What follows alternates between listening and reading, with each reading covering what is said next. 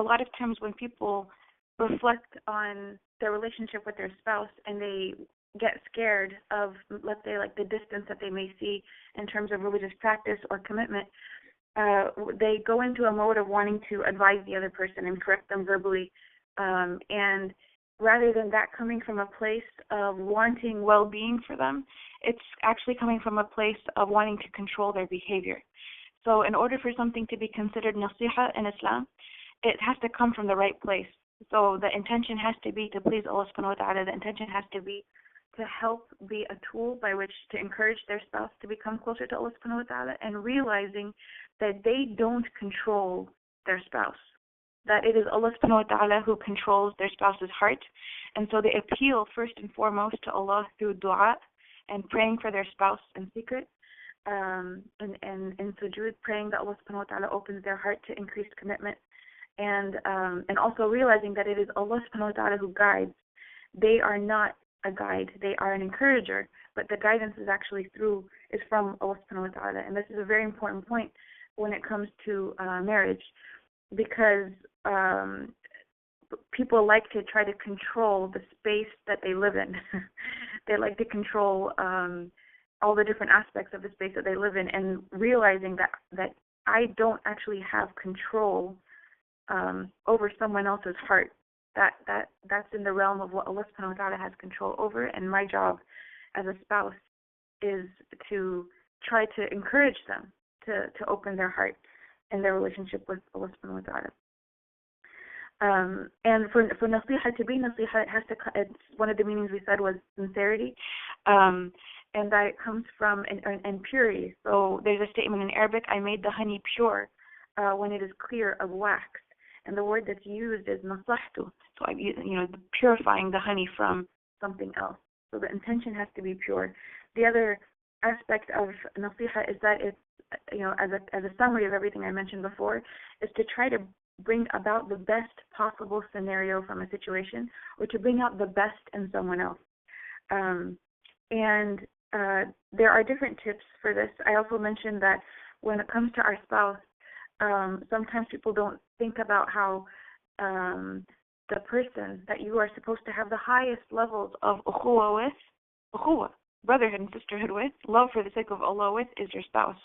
So all that you read about in the books of tazkiyah when it comes to the issue of ukhuwa will apply to even your marital relationship. In America, people would say, my best friend is my spouse.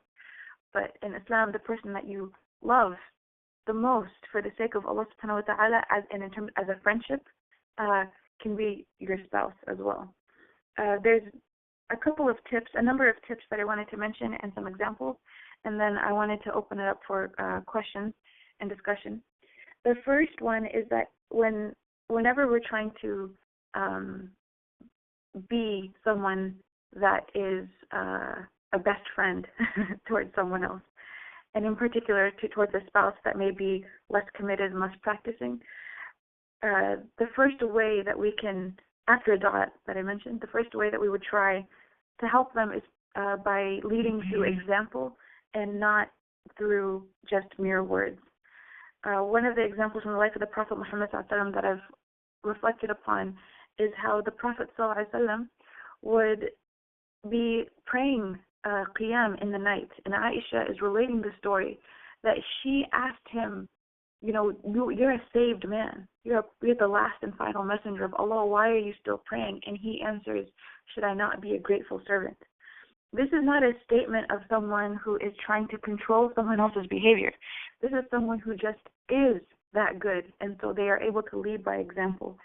In my own personal experience, whenever I've intentionally tried to,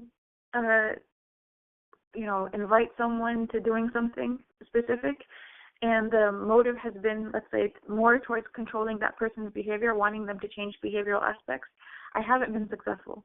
But whenever I've spoken about something from a purely, I want to say exploratory even angle, and it's been something that's more of a personal reflection and more of a open discussion, even though it wasn't my intention at all. In 2 cases that I remember, I wasn't even trying to, do anything other than just have an open discussion about something, it has subhanAllah the impact of that person was more encouraged to change their behavior. And I'll give you an example.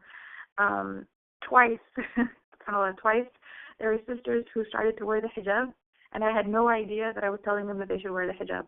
I had no idea that's what was happening at all. And whenever I've tried to convince a sister to try to wear the hijab, I don't think I've ever seen, I don't know of a case where I have been consciously successful when I was consciously trying to do that. But in a case when I was unconsciously talking about hijab in terms of once I was just discussing the beauty of hijab with someone who I thought already wore hijab, and I was just appreciating some of the benefits of it in my life, and I was a college student. The next day, when I was in the masjid, her husband came to me and said, thank you, and I said, why are you thanking me? And they said, my wife came home after the discussion she had with you about hijab, and she started wearing the hijab. And I said, subhanAllah, I never even knew that she didn't wear it, because I always saw her in the masjid. I was just reflecting upon the concept, and that's what ended up having an impact. A different time, someone was asking about the fiqh rulings of hijab, and again, it was someone that I thought already wore it, and it opened up the discussion about the beauty of hijab. And then later on, that sister came and told me, you're the person who convinced me to wear hijab. And I said, I didn't do it. It was Allah. Allah subhanahu wa ta'ala guided you. But at the end, I wasn't even conscious that that's what took place. And I think that had I gone into either one of those discussions trying to control behavior, trying to convince them of hijab, I would have had a completely different result. When something is coming from the heart and it's not seeking control over a person, but it's actually just inviting them to enjoy and appreciate something that you enjoy and appreciate, it has a different impact as it is coming from a different place in the heart.